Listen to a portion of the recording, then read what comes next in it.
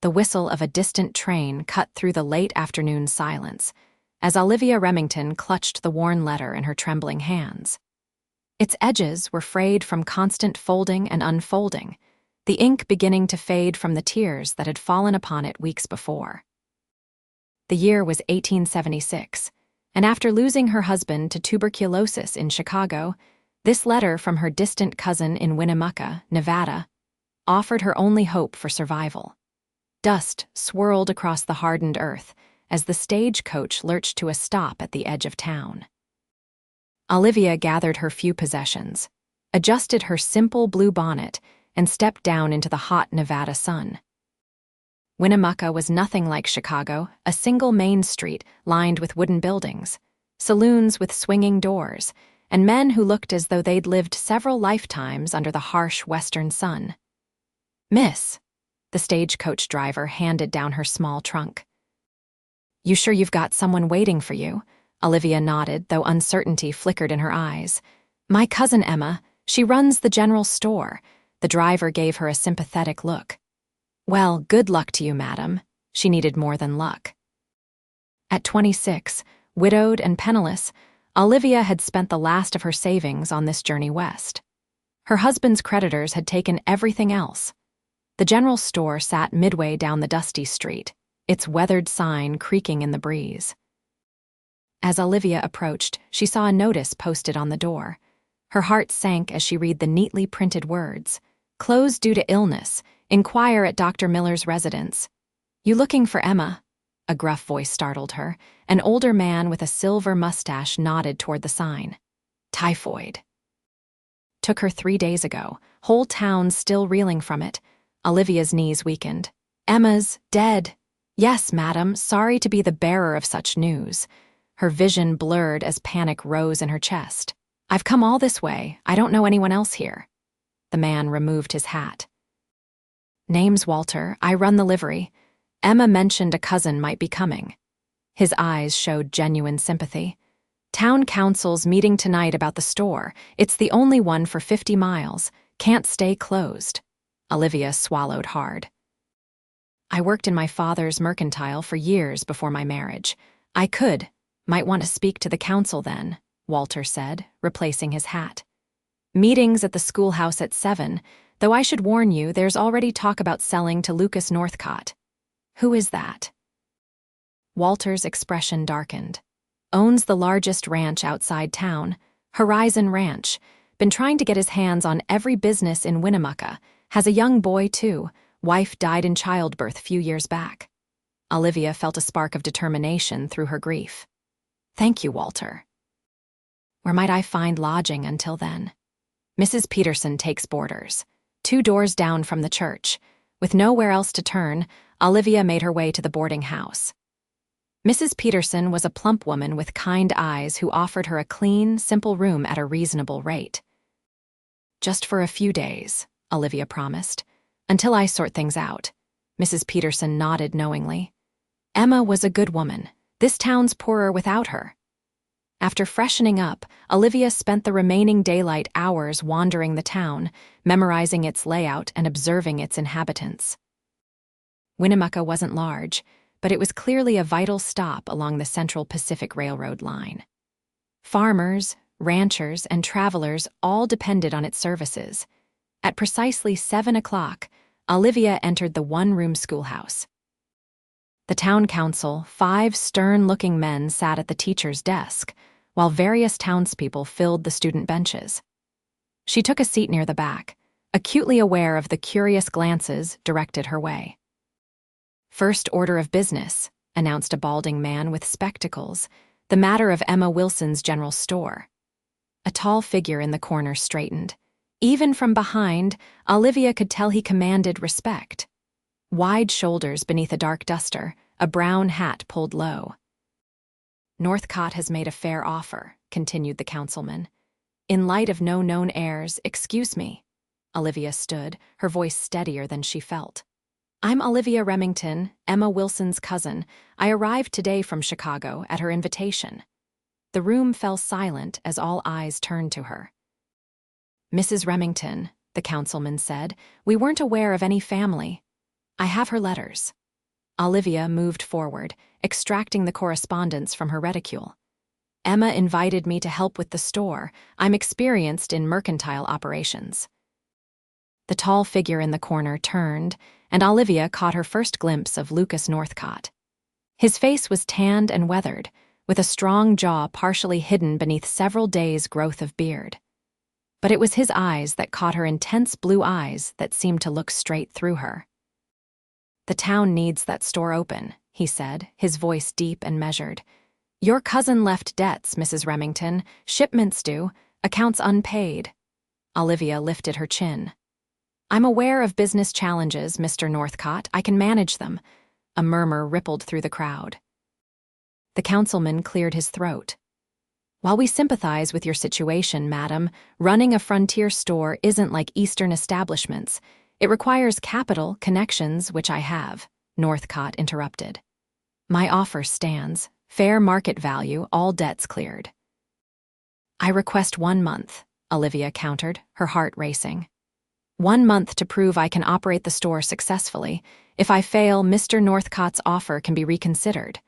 The council members exchanged glances. Finally, the balding man nodded. 30 days, Mrs. Remington." "The store must maintain regular hours and meet its obligations." "And if you fail," Northcott added, "my offer drops by 20%. Every week the store remains closed costs this town." Olivia met his gaze. "I won't fail, Mr. Northcott."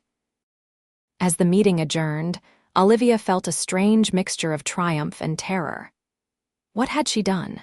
She had no money, no supplies, just determination and experience. Outside the schoolhouse, Northcott approached her. Up close, he was even more intimidating, well over 6 feet tall, with the confident bearing of a man accustomed to getting his way. "You're making a mistake," he said quietly. "This isn't Chicago." "I'm well aware." His eyes narrowed slightly. "Do you have any idea what you're facing?" "Suppliers who won't extend credit to a widow with no collateral, customers who'll wait to see if you're still here next week before settling accounts." "I appreciate your concern," Olivia replied stiffly, "but I'm not without resources." "Pride isn't a resource, Mrs. Remington. It's a luxury." Before she could respond, a small figure darted between them, a boy of about 7, with his father's blue eyes and a shock of unruly dark hair. "Pa, Mrs. Abernathy said I could stay for supper tomorrow if it's all right with you." Northcott's stern expression softened immediately. "Samuel, what are you doing here? Thought you were with Mrs. Green." "She had to help with a baby being born," the boy explained. "Mr. Donovan brought me to town." His curious gaze shifted to Olivia. "Who are you?" "Samuel," his father admonished, "manners." "I'm Olivia Remington," she said, smiling at the child. "I'm going to be running the general store." The boy's eyes widened. "The one with the peppermint sticks. Emma always gave me one when Pa brought me to town." Olivia knelt to his level.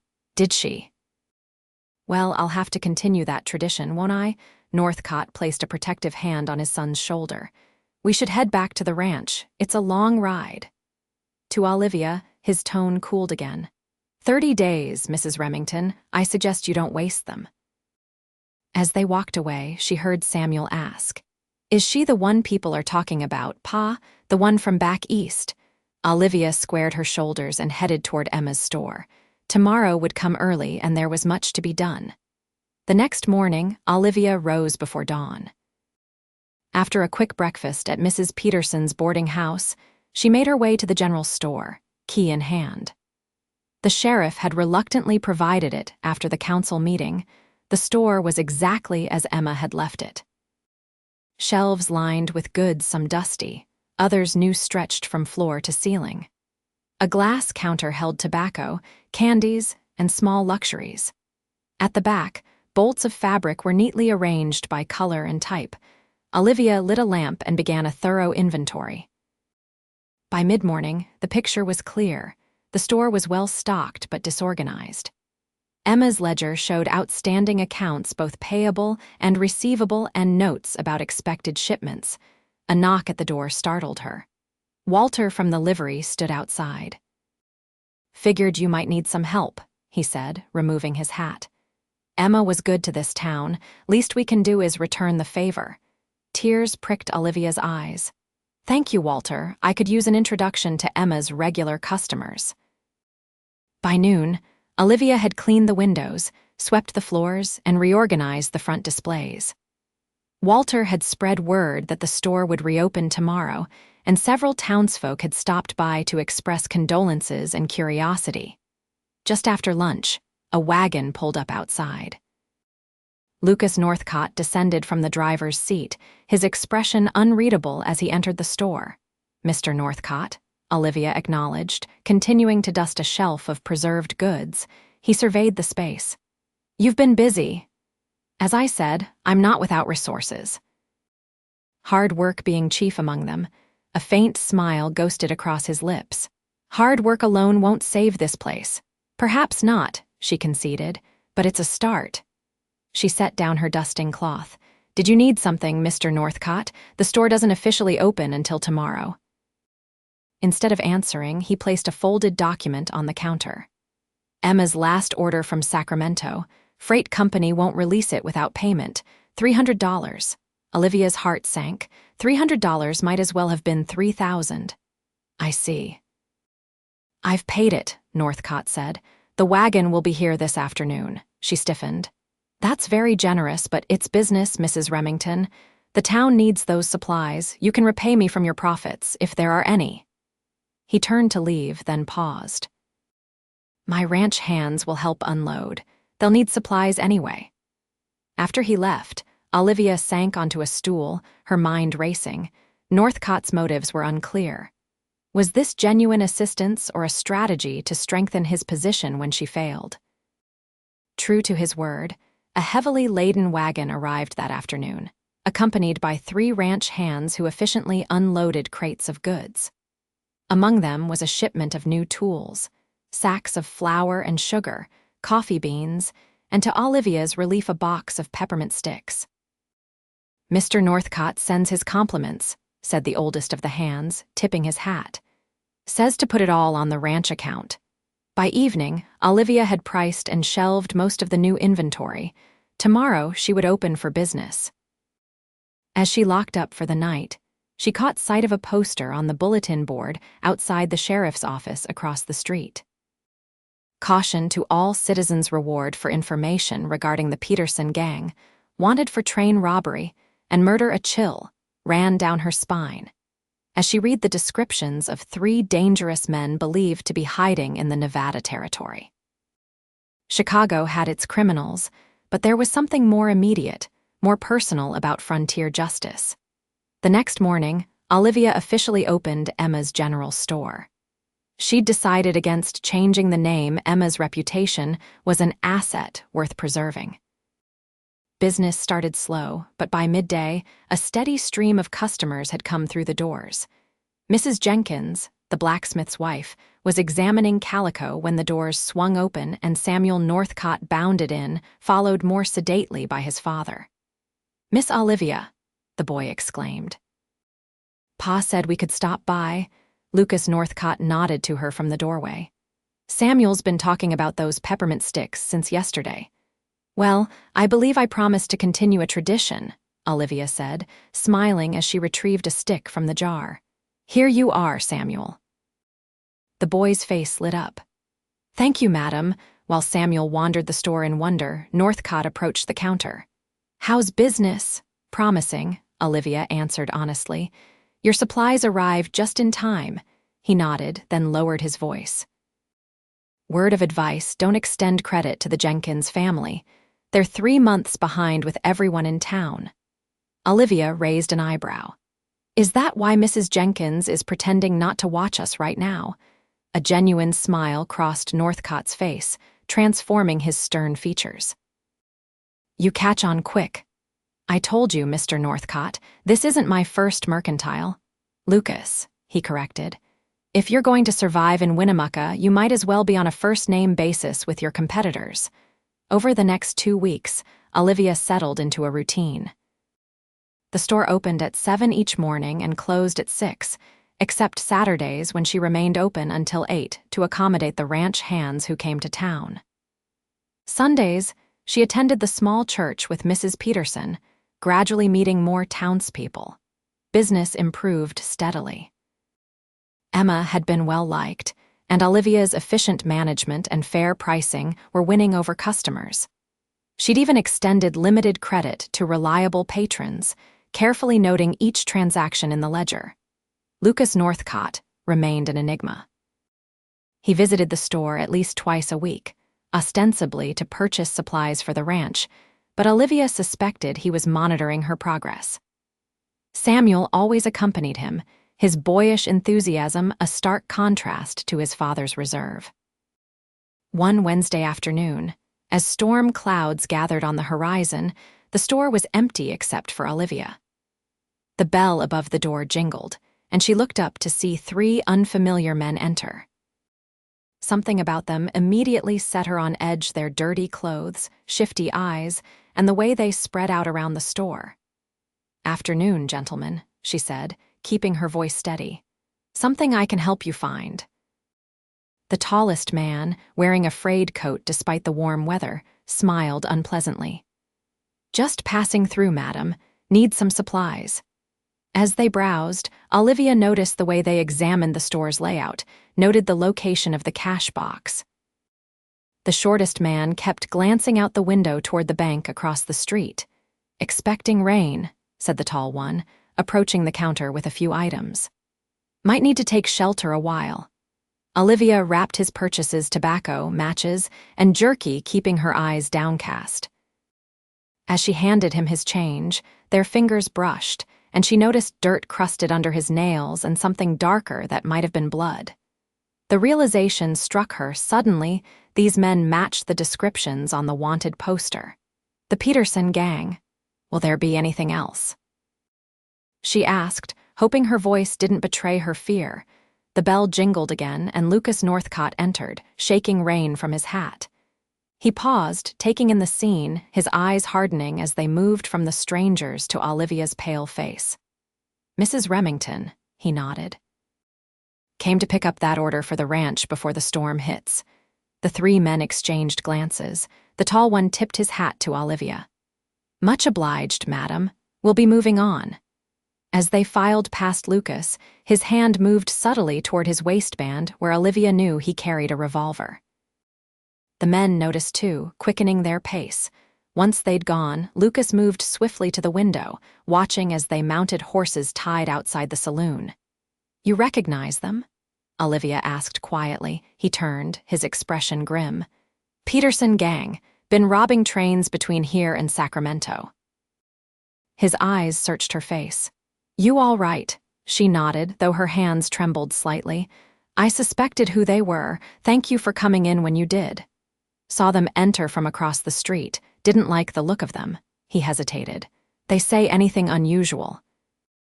"Ask about the bank's schedule?" "Not directly, but they were interested in the timing of things. When I close, when the sheriff makes his rounds." Lucas frowned. "I'll speak to Sheriff Hayes. In the meantime, might be best not to stay here alone." "I can handle myself, Mr. Northcott."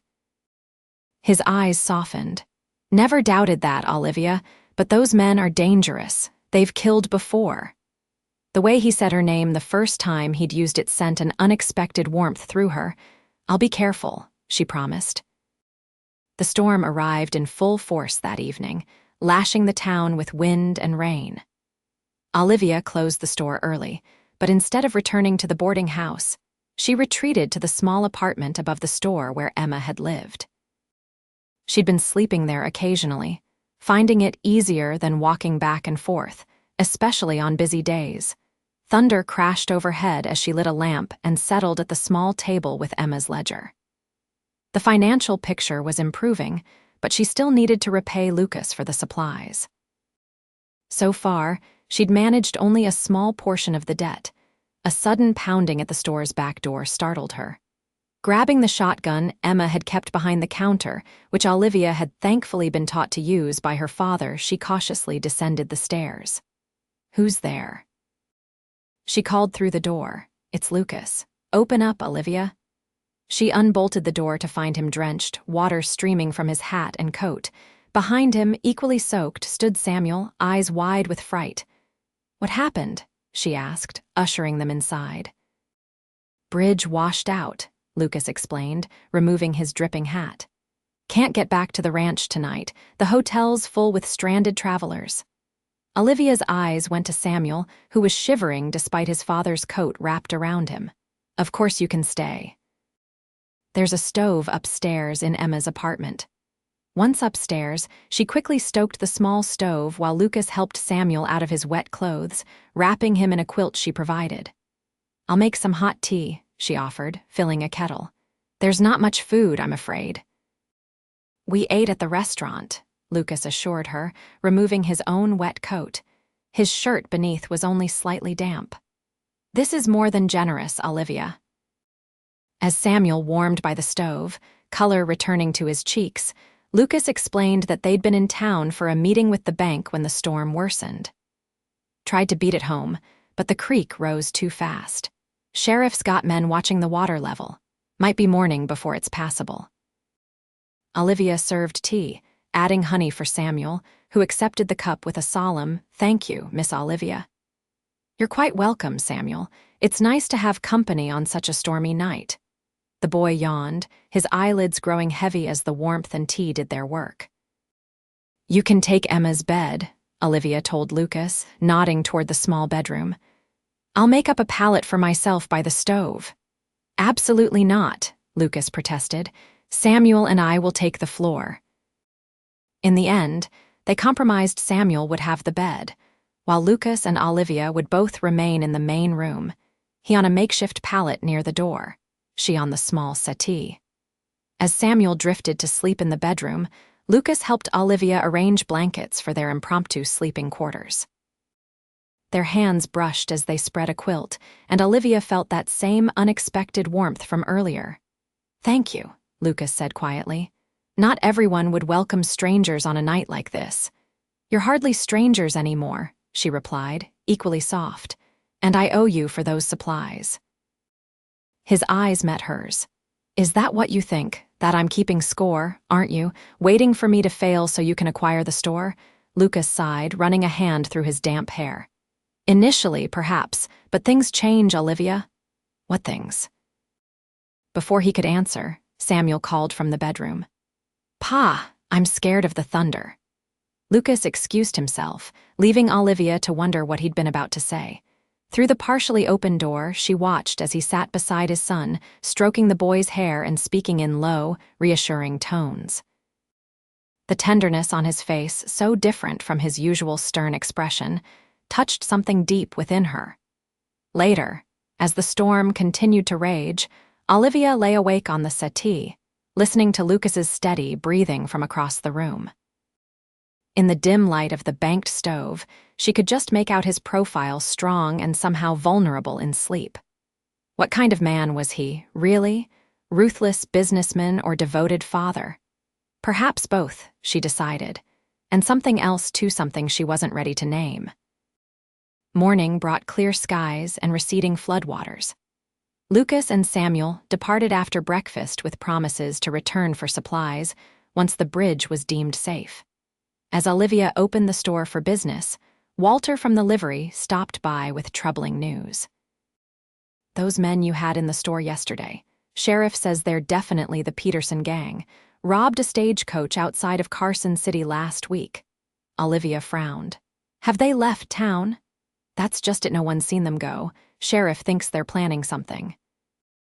Throughout the day, Olivia found herself watching the street through the store windows, tensing whenever unfamiliar customers entered. By closing time, her nerves were frayed. As she was locking up, Sheriff Hayes approached, his weathered face grave. "Evening, Mrs. Remington." "Mind if I have a word?" Inside, he removed his hat, turning it nervously in his hands. "Got word the Peterson gang might be planning to hit the bank.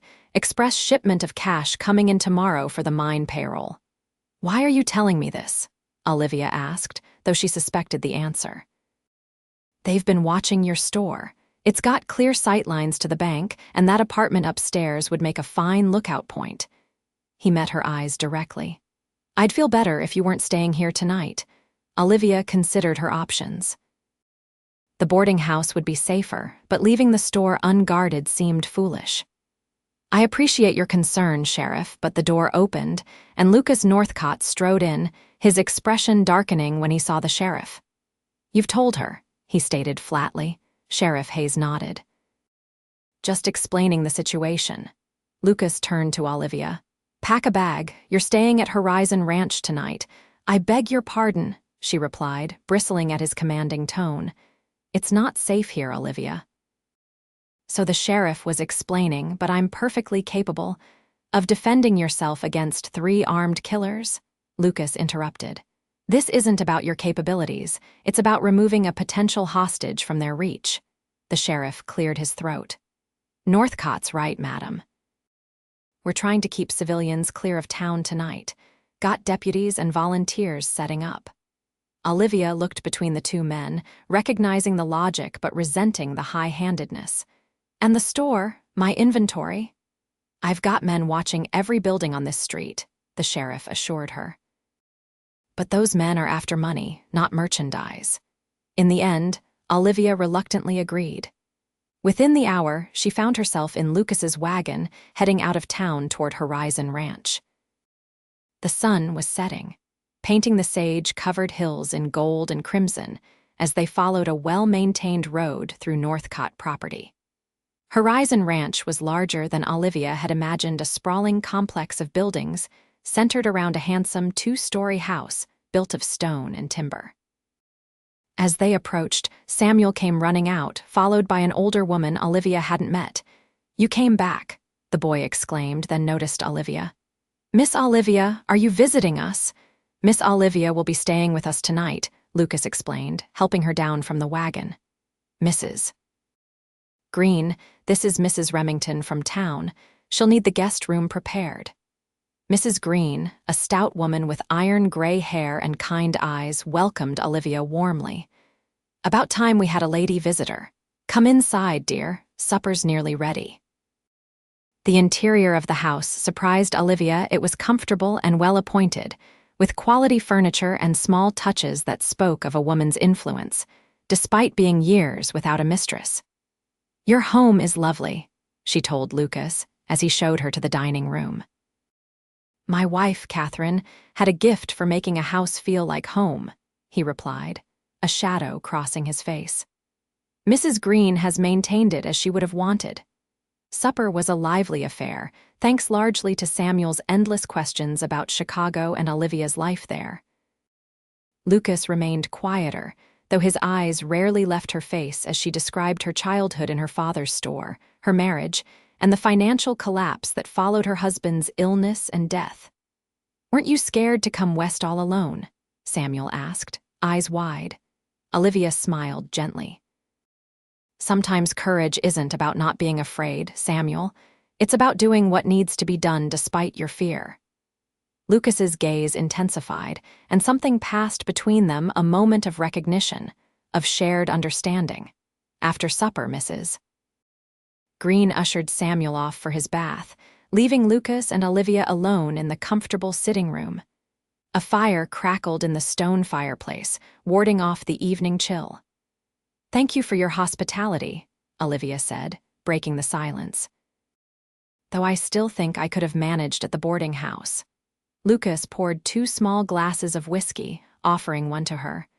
"The Peterson gang doesn't leave witnesses, Olivia. I couldn't risk." He stopped abruptly. "Couldn't risk what?" He met her gaze directly. "Couldn't risk anything happening to you."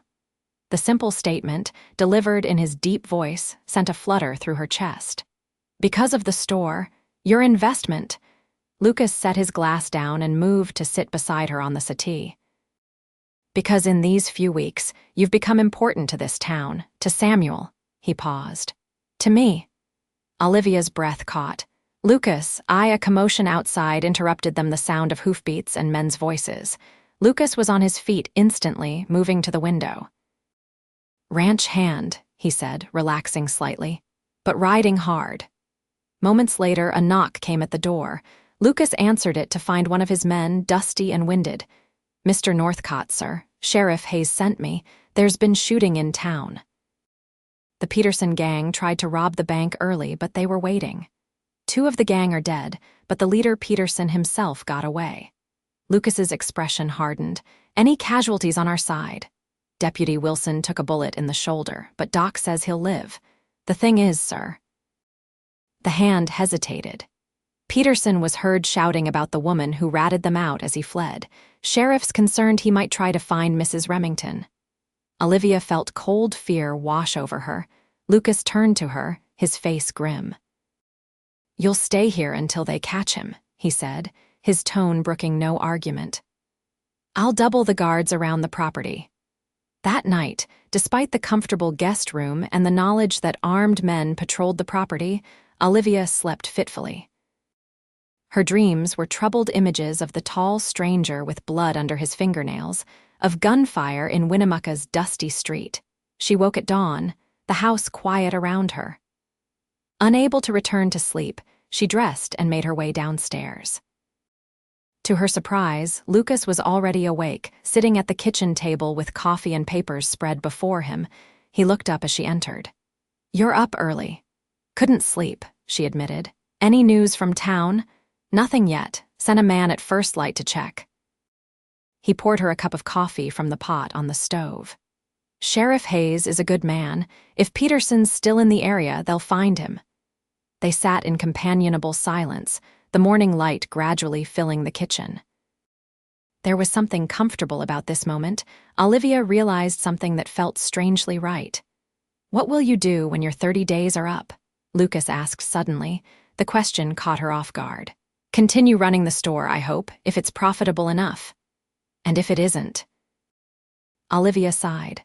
"I don't know. Return to Chicago, perhaps, though there's nothing for me there now." Lucas studied her face. "You could stay. Here, I mean, Winnemucca needs people like you, determined, resourceful." "As your competition?" she asked with a slight smile.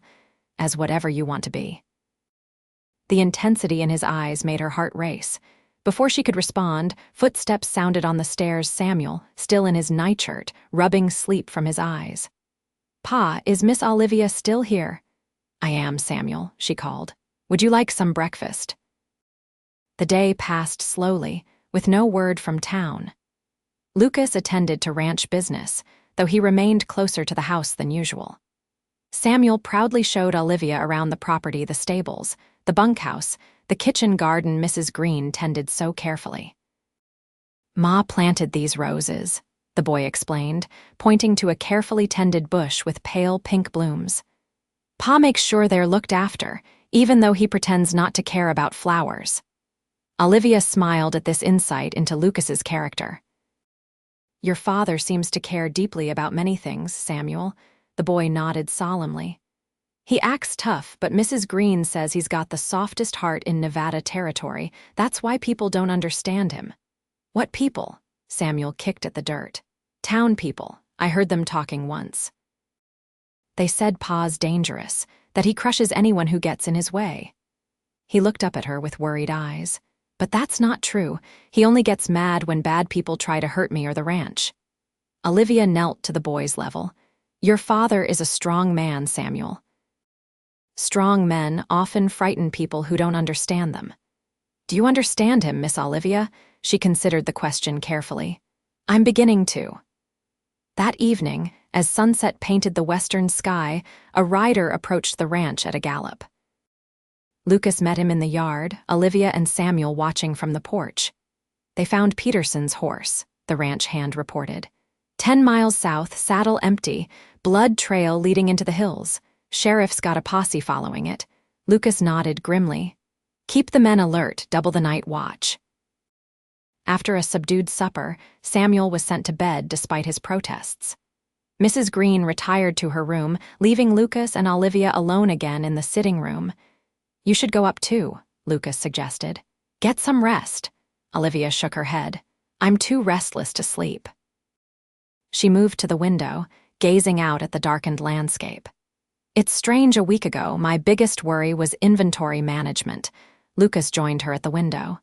"Life changes quickly out here. It's what makes the West both dangerous and full of possibility." She turned to face him. "Is that why you came west? For possibility?" Partly, he admitted. After the war, there wasn't much left for me in Virginia, land confiscated, family gone. His eyes grew distant. The West offered a fresh start. No one cared which side you fought for out here, only whether you could work hard and survive. And you've done more than survive, Olivia observed, looking around at the comfortable home he'd built. Lucas nodded. Met Catherine in Sacramento. She was a banker's daughter with a wild streak. Followed me to Nevada against her family's wishes. His voice softened. We had 3 good years before Samuel came along. The pain in his eyes was still raw, even after 7 years. Olivia placed her hand on his arm. She'd be proud of the boy you've raised. I hope so. His hand covered hers. I've made mistakes, Olivia, been harder than needed sometimes. When you lose someone, it's tempting to close yourself off, to focus only on survival. I understand that, she whispered. After James died, I felt the same way.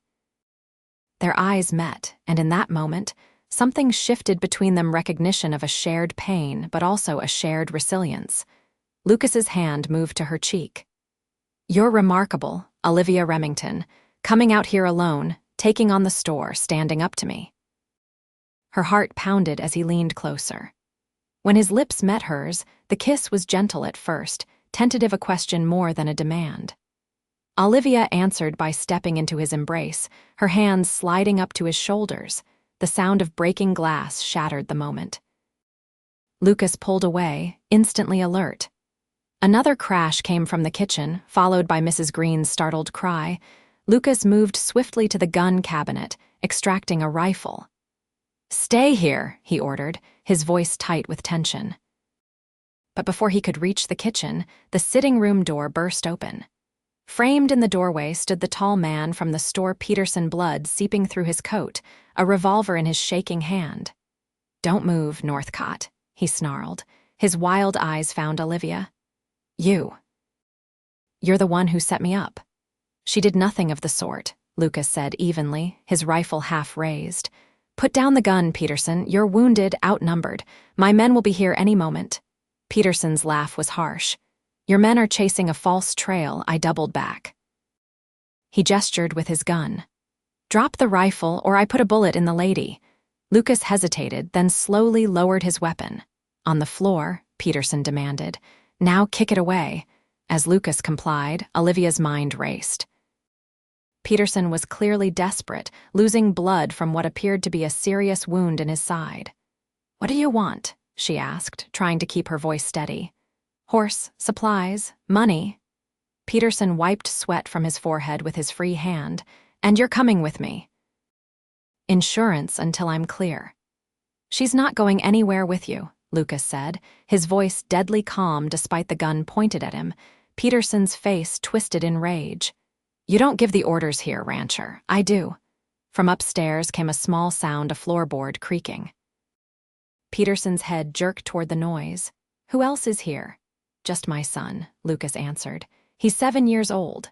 Something ugly crossed Peterson's face. Call him down, now. No, the outlaw's finger tightened on the trigger. Call him down, or I start shooting. Lucas's jaw clenched. Samuel, he called, his voice controlled. Stay in your room. Do not come down no matter what you hear. Do you understand me? A small, frightened voice answered. Yes, Pa, Peterson spat on the floor. Fine, we'll do this the hard way. He motioned with his gun toward the door. Both of you outside. We're taking horses from your stable. As they moved toward the door, Olivia caught Lucas's eye. He gave her an almost imperceptible nod. Stay calm, follow my lead. Outside, the night was clear, stars bright in the vast Nevada sky. Peterson forced them toward the stables, his gun never wavering despite his increasingly unsteady gait. Blood dripped steadily from his coat onto the packed earth. You won't make it far, Lucas said conversationally. That wound needs tending. Shut up, Peterson hissed. Open the stable. As Lucas reached for the door, a shadow detached itself from beside the building one of the ranch hands, moving silently until Peterson spotted him and fired wildly. The shot went wide, but the hand dove for cover. In that moment of distraction, Lucas lunged at Peterson. The two men crashed to the ground, struggling for the gun. Olivia scrambled back as a shot rang out, the bullet splintering wood above her head. More ranch hands appeared, drawn by the gunfire. Lucas and Peterson continued to grapple, rolling in the dirt. Another shot exploded in the night, and both men went still. "Lucas!" Olivia cried, rushing forward. Lucas rose slowly, blood on his shirt that Olivia realized with relief was not his own. Peterson lay motionless, the fight gone out of him forever. "Are you hurt?" she demanded, her hands frantically checking him for wounds. He caught her hands in his. "I'm all right, Olivia." From the house came running footsteps. Samuel, ignoring his father's instructions, bolted across the yard and threw himself into Lucas's arms. "Pa," I heard shooting. Lucas lifted his son, holding him tight. "It's over, Samuel. Everything's all right now." Over the boy's shoulder, his eyes met Olivia's. In them, she read not just relief, but a question, a hope for something beyond this moment of danger. The next morning, Sheriff Hayes arrived with 2 deputies to retrieve Peterson's body and take statements. The atmosphere at the ranch was subdued, but relieved the danger had passed. "You'll be safe to return to town now, Mrs. Remington," the sheriff assured her. "Though I imagine the excitement's been enough to make you reconsider settling in our peaceful community." Olivia smiled. "It would take more than one outlaw to scare me away, Sheriff." As the lawmen departed with their grim cargo, Lucas found Olivia packing her small bag in the guest room. "You don't have to leave today," he said from the doorway. "The road will still be muddy from the storm." She turned to face him. "I need to open the store. It's been closed 2 days already." "Olivia," he stepped into the room. "About last night before Peterson arrived." Her cheeks warmed at the memory of their kiss. "What about it?" "I meant what I said. You've become important to me." He moved closer. "I haven't felt this way since Catherine died. Didn't think I could." Olivia's heart raced. "Lucas, I'm not asking for promises," he interrupted gently. "Just don't discount the possibility of us." She met his gaze. "I won't, but I need to make the store succeed on my own terms first. I came west for independence, not to trade one form of dependence for another." Understanding dawned in his eyes. "The 30 days. You still want to prove yourself?" "Yes," he nodded slowly. "Then I'll wait. Just promise me one thing." "What's that?" "Have dinner with us here at the ranch once a week." "For Samuel's sake," he added with a small smile. Olivia couldn't help but smile in return. "For Samuel's sake, of course." Back in Winnemucca, Olivia found the store untouched, just as she'd left it. Word of her involvement in Peterson's demise, greatly exaggerated in the telling, had spread through town, and business boomed as curious customers came to hear the story firsthand. As promised, every Sunday after church, Olivia rode out to Horizon Ranch for dinner. These visits became the highlight of her week, watching Samuel grow more comfortable with her, seeing Lucas gradually shed the stern persona he presented to the world, discovering the man beneath. On the 29th day of her trial period, Olivia balanced her ledger with satisfaction. The store was not just solvent, but profitable. She'd repaid Lucas for the supplies and established credit lines with wholesalers in Sacramento. Emma would have been proud. On the 30th day, the town council convened once more in the schoolhouse. Olivia presented her financial records and inventory assessment with confidence. "As you can see, gentlemen, the store is on solid footing. I've increased weekly revenues by 15% and expanded our offerings to include more tools and equipment for the local ranches." The councilmen examined her records, nodding with approval. Finally, the balding man whose name she now knew was Herbert Wilson looked up with a smile. "Mrs. Remington, the council is satisfied that you've fulfilled the conditions of our agreement. The general store is officially yours to operate as you see fit." A smattering of applause came from the townspeople in attendance. Olivia caught Lucas's eye across the room. He gave her a slight nod, pride evident in his expression. As the meeting adjourned, Lucas approached her. "Congratulations, you've earned it." "Thank you." She smiled up at him. For believing I could, even when you pretended not to." He chuckled, the sound warming her. "I never really stood a chance against your determination, did I?" Before she could respond, Walter from the livery hurried over. "Olivia, just heard the news. The whole town's talking about it." "About the store?" she asked, puzzled by his excitement. "No, about the railroad. Central Pacific's putting in a proper station here. Means more travelers, more business for everyone." He clapped Lucas on the shoulder. "Your cattle contracts with them must have helped convince them, Northcott." As Walter moved on to spread the news, Lucas looked slightly uncomfortable under Olivia's questioning gaze. "You didn't mention you had contracts with the railroad," she said. "Didn't seem relevant." "Did you help influence their decision about the station?" He shrugged. "Might have mentioned the growing commerce in town, the well-run general store that could supply their workers." Olivia's eyes widened. "You recommended my store to them?" "Our interests align now, Olivia," he said simply. "What's good for Winnemucca is good for all of us."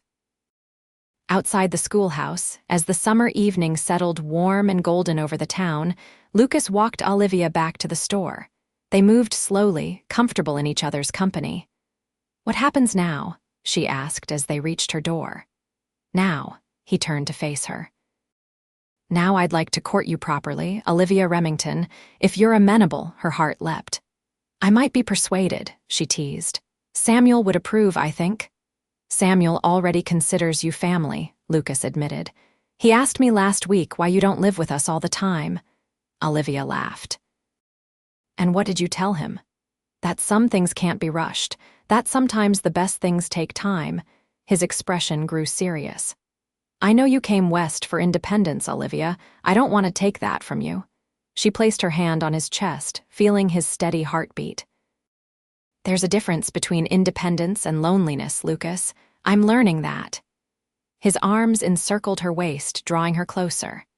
"Does that mean you'll consider my proposal, not just for dinner once a week, but for a proper courtship?" "I will," she whispered. "On one condition." "Name it." "That you explain something Samuel told me about people saying you're dangerous." A shadow crossed his face. "Ah, that. He said they don't understand you, that you only get angry when someone threatens your family." Lucas sighed. "When I first came here, I was harder. More ruthless in business. Did whatever it took to build the ranch to create security for Samuel." His eyes met hers. "I've made enemies along the way, people who wanted what I built. And now," his expression softened, "now I have something more important than just success to consider." "What's that?" "Showing my son what kind of man I want him to become." His hand gently tucked a strand of hair behind her ear. "And perhaps showing a certain stubborn shopkeeper that I'm worth taking a chance on." Olivia smiled up at him. "I'd say you're making progress on both counts." Their kiss, this time, was unhurried, a promise. A beginning. Through the seasons that followed, Olivia and Lucas's courtship became the talk of Winnemucca. They were often seen together at church, at town socials, or riding out to neighboring ranches. The general store thrived with the increased traffic from the new railroad station, and Olivia hired 2 assistants to help manage the growing business. Samuel blossomed under Olivia's influence, his natural exuberance tempered with growing responsibility as Lucas involved him in age-appropriate ranch tasks. He excelled at school and proudly brought his achievements to show Miss Olivia at the store. One crisp autumn evening, nearly a year after Olivia's arrival in Winnemucca, Lucas proposed properly during a picnic at a secluded spot on Horizon Ranch overlooking the valley. The ring had belonged to his mother, a simple gold band with a small diamond that caught the sunset's glow. Their wedding took place the following spring, with the entire town in attendance. The ceremony was held in the small church, decorated with wildflowers and Catherine's roses from the ranch garden. Samuel stood proudly beside his father, responsible for the rings. "You make me the happiest boy in Nevada territory," he whispered to Olivia during the reception. "And you make me the happiest woman," she replied, embracing him. Lucas watched them, his eyes reflecting a joy he'd once thought lost forever. When Olivia looked up and caught his gaze, the love that passed between them needed no words. Their life together unfolded with the changing seasons. Olivia maintained ownership of the store, but gradually trained her assistants to handle day-to-day operations as she divided her time between town and ranch. Lucas, influenced by her compassionate perspective, became known as a fair businessman and employer, still formidable but no longer feared. The railroad brought prosperity to Winnemucca, and with it, new challenges and opportunities. Lucas expanded his cattle operation, while Olivia opened a second store location near the station. They worked as partners, consulting each other on major decisions, their different strengths creating a formidable team. 2 years after their wedding, their family grew with the birth of a son, whom they named James Lucas Northcott in honor of both their pasts. Samuel, now 10, took his role as older brother seriously, proudly showing the baby his favorite spots around the ranch. "Do you think he'll remember me teaching him things?" Samuel asked Olivia one evening as she rocked the infant to sleep. "Of course he will," she assured him. Brothers share a special bond. From the doorway, Lucas watched his family with quiet contentment. Later, as he and Olivia sat on the porch watching the stars emerge, he took her hand. "Did you ever imagine that first day in Winnemucca that this would be your life?" Olivia smiled, leaning her head against his shoulder. "Never, I was just trying to survive. And now I'm living, Lucas, fully living." She turned to face him. "When I came west, I thought I was leaving everything behind. I never expected to find so much more." He pulled her into his embrace. "You know what they said when you first arrived? That you wouldn't last a month in the general store, that you were too refined, too Eastern." She laughed softly. "They said you were dangerous, too, a ruthless businessman who crushed his competition." His expression grew serious. There was truth in that once. Olivia touched his face. "They said you're dangerous," she whispered, echoing words from long ago. "Only to those who threaten my family," he replied, his voice deep with emotion. "And you, Olivia Northcott, are my family. You and our boys, you're everything." As the years passed, Horizon Ranch flourished under their combined stewardship. The Northcotts became one of the most respected families in Nevada territory, known for their fair dealings and generosity during hard times. Samuel grew into a thoughtful young man who combined his father's strength with Olivia's compassion. Young James was joined by a sister, Emma Catherine, completing their family circle. On their 10th wedding anniversary, Lucas surprised Olivia with a journey back to Chicago to visit her father's grave and reconnect with old friends. Standing at the cemetery, her hand in his, she reflected on the path that had led her west. "Thank you," she said simply. "For what?" "For being exactly who you are, for giving me a home and a family when I'd lost both." Lucas drew her close. "We gave those things to each other, Olivia. That's what love does, it creates something new from what was broken." They returned to Winnemucca, to Horizon Ranch, to the life they'd built together, a life neither could have imagined that day in the schoolhouse when a determined widow stood up to a stern rancher, each seeing in the other not just an adversary, but a possibility. And in that possibility, they had found everything.